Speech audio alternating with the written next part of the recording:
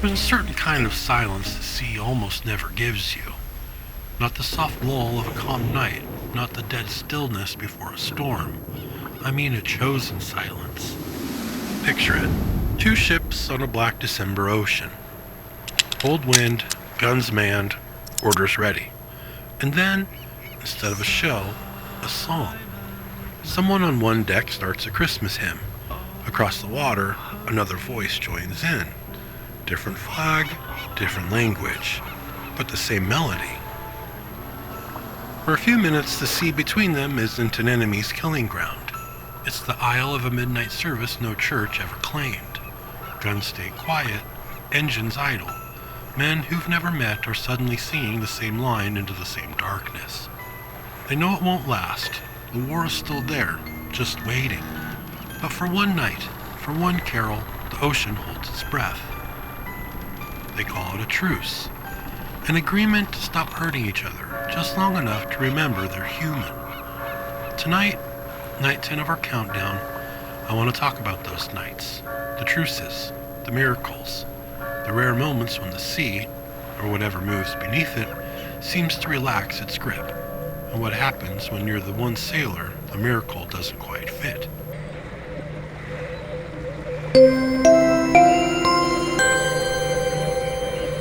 You're listening to Dead Reckoning Radio. 12 nights, 12 stories, one missing Christmas cruise. I'm the captain who didn't make it back to port. This is day 10, the Christmas truce at sea, and other miracles.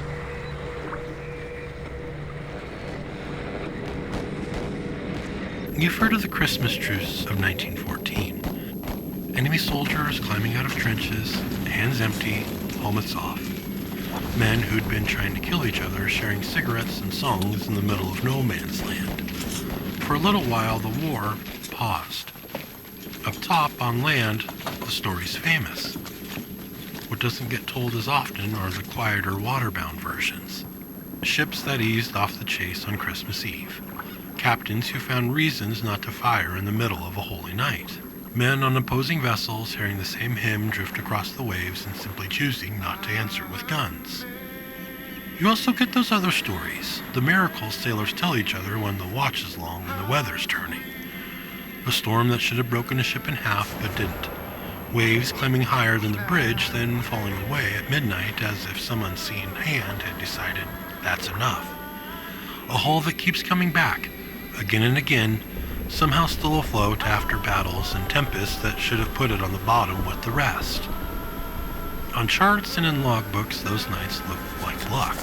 Weather cleared, enemy broke off, minor damage only. But if you ask the crew, you get a different version. You hear about a feeling, like the sea itself declared a temporary ceasefire. Like something old and vast gave them a pass, just for a night. Truces, deals, moments when the normal rules bend. Not forever, but long enough for people to live who shouldn't have.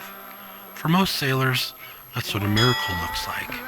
You survive, you reach land, you get to go home and tell the story.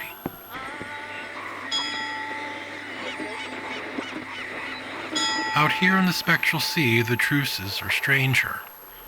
The ocean is the shadow left behind when Atlantis fell, the post-collapse drift of its broken gateways, the wake of a galactic port that used to tie stars and timelines together, the fractures, the relic pulses, the slipstream that pulled a ship like mine out of the timetables and into this in-between, a fallout from the drowned hub. And there are places, specific ports, where the echo runs deeper. Some of your real-world port towns have spectral twins, permanent, fixed portals into the mirror sea. They're not illusions, they're not hallucinations. They are conscious echoes, emotional resonance zones born from trade, trauma, and the ley grid beneath. Each mirror harbor is anchored to a historical seaport of trade, piracy, or myth. Each one emerges through a permanent portal, a mist rupture, a tide fracture, a crack in the sky, or the drift of a songline where the same shanty has been sung for centuries. They warp time, identity, memory. They show reflections of what a port was, what it will be, or what it refused to become. You don't sail to a mirror harbor. You bleed into one. Unlike drifting bleed events, these harbors do not move. They are fixed fracture anchors, ley line locked to the pulse scars left by Atlantean collapse. The reflections, not replicas, distorted, saturated with prophecy, ruin, guilt, or echoes. Each has a cost of entry. Some steal voice, some steal your name. Some take time or memory on arrival. The Watchers, the Ghost Fleet, the Revisionists, all of them use certain mirror harbors as safe havens, traps, or places to store myths. For me, they've been something else. Every once in a while, the sea offers what looks like a truce night.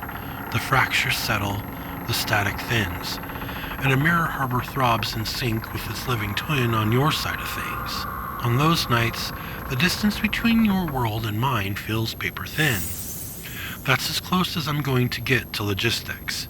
I promised you no diagrams, no spell books, no step-by-step instructions on how a man who should be lost can still brush up against the shore.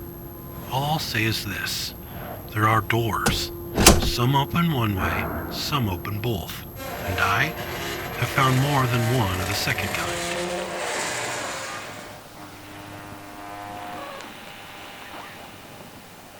When I talk about miracles at sea, truces, unsinkable holes, storms that break around one small ship and tear others apart, I'm really talking about other captains. The lucky ones. They get the full story arc. Lost in a storm, then saved. Adrift, then found. Christmas Eve at sea, then Christmas morning at home. The miracle is a straight line. Danger, deliverance, dry land. Mine isn't. Whatever you want to call what happened to my ship. A fracture, a detour, a ticket stamped by the wrong set of hands. It didn't end in a rescue tug and a news camera. My truce nights don't put me safely in a harbor forever. They open onto the edges of your world and then, sooner than you'd think, slide away again. Enough for me to notice. Enough for me to compare. I stood close enough to the shore to see how bright your lights are now, how fast everything moves, how loud the world has become. I won't tell you where, I won't tell you when. That's between the sea and me. But I will tell you this. It didn't feel like coming home.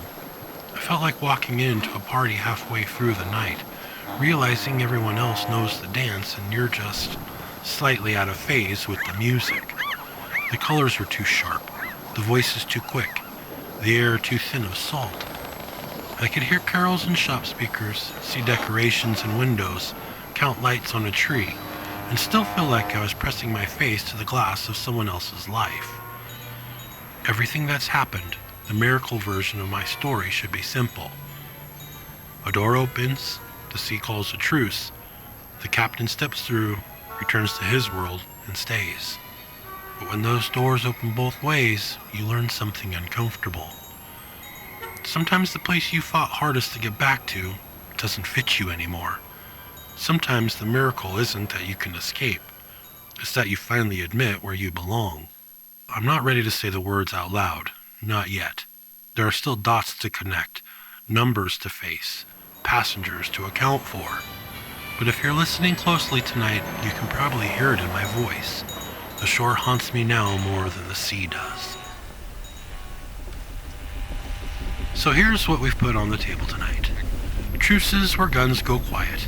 Storms that break at the right minute. Ships that should have sunk but didn't. Miracles, by any sane accounting. And one captain, yours truly, who got something different. Not a clean rescue, not a headline. Just doors that open now and then, long enough to remind him that the numbers don't add up and the old life doesn't quite fit. Tomorrow night we're going to talk about those numbers. About waves sailors count without admitting it. About passenger manifests that never quite reconcile. About the feeling that, no matter how many names you tick off, there's always a 13th presence in the room, or on the deck, that you can't write down. We'll call it the 10th wave and the 13th passenger. If tonight was about miracles that let people go, tomorrow is about the loops that won't let go of you. Picture a Christmas party on a ship. Music, laughter, clinking glasses. Now imagine checking the guest list. again and again, and realizing the sea's version of the head count doesn't match the shore's. When the loop starts to feel more real than the land that supposedly waits at the end of the voyage, that's where we're headed. Until then, keep your own truces where you can. Hold your miracles gently. From the Spectral Sea, this is your missing captain, signing off for Night 10.